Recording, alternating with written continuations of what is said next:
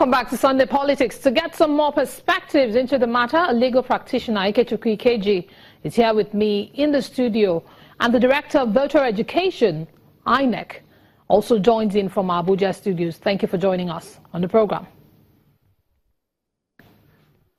Let me start with you, Ikechukwu. Yes.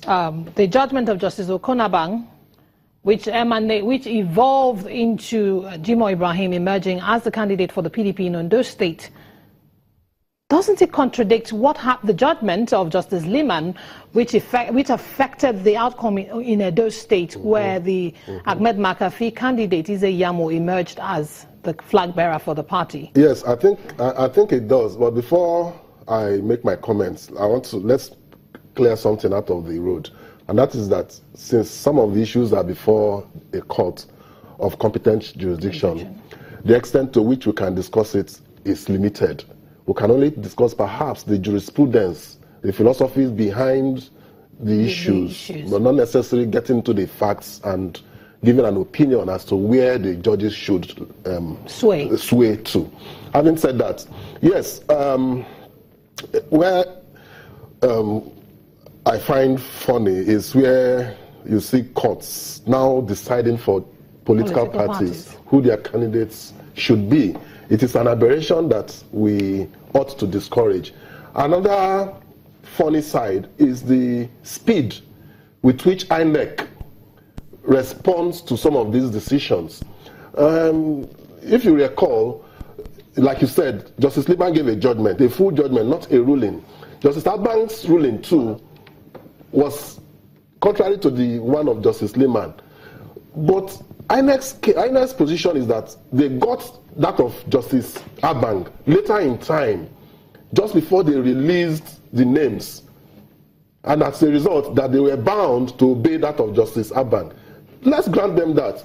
But we're also aware that there are also other two high court judgments in Akure, from Akure, Ondo State High Court decision, to stay the order. So if we are looking at the principle of latest in time, which is okay, why obey that of Justice Abang and not obey the one that came later? And the Akure court is also a court of competence jurisdiction. The court of equal jurisdiction. But having said that, there is something that we must not overlook, and that is the fact that once parties have submitted their matters to courts, once they have submitted questions for determination to the courts, they ought not to take actions on those matters as to foist helplessness on the courts. These matters have gone to court of appeal. So INEC ought to have maintained status quo. That is the standard law, locus classicus, in the case of Ojukwu and military governor of Lagos State. It's a locus classicus that every lawyer, even a lawyer that just graduated from the law school, knows this. That once parties have submitted their matters to court, parties must not do anything to foist a situation of helplessness on the courts. So for INEC to be in such a hurry, to hurriedly obey the court of a high court, whereas there are other two levels to go, it raises a lot of concern. All right, Mr. Oluwole Uzi, INEC witnessed the primary election where Eyitayo Jegede emerged, and not the one in Ibadan where Jimoh Ibrahim emerged. Could you explain to us what informed the change in decision, and in whom INEC recognized in such a hurry?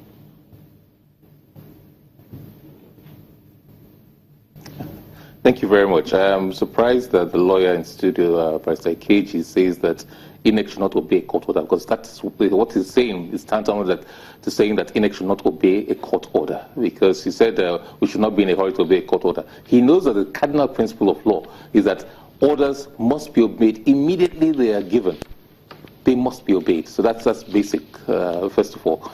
But it's not a question of choice. The truth of the matter is that the Edo scenario, contrary to what some of your respondents have said, is quite different from the Ondo scenario.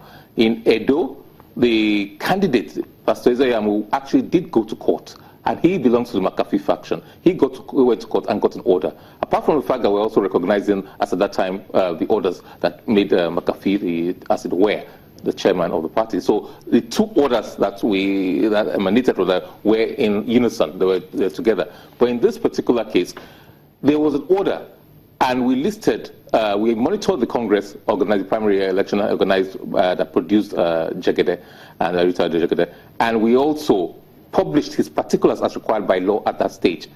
When we published his particulars, Jimoh Ibrahim came and said, look, I am the authentic candidate. I ought to be. Said, no, sorry. We did not monitor your Congress. We did not go there because there was only one Congress we recognized, and we have published the particulars. And he brought this order for which he was not a beneficiary. He was not a beneficiary of the first order judgment given in June. And secondly, that judgment referred to the 2019 general elections. When he came to the commission, I said, sorry, we cannot take this order. One, you're not a beneficiary of this order. You're not a party to this case. You're not a privy, so you're not a beneficiary. Secondly, this order refers to a list of candidates for general elections of 2019. So he went back to court to try to enforce it. And it was the second order given in October now that now said, mentioned him specifically and said, INEC, do this, take only the name of Jimoh Ibrahim, specifically mentioned him. And there was also immediately in the sense just that a moment, Mr. we did not publish a list. We were trying to publish a list in 30 days to election, which we now did. Just a moment, Mr. Uzi, but there was also another order, a stay order from an Akure High Court after Justice Abang's ruling. And the notice was served to INEC. Correction, there is no stay order. There was an order from, yes, there was an order from Akure, I think therefore Olamide's order, which came a day before. But don't forget, and this is the point that Barrister Keji and others don't even seem to know.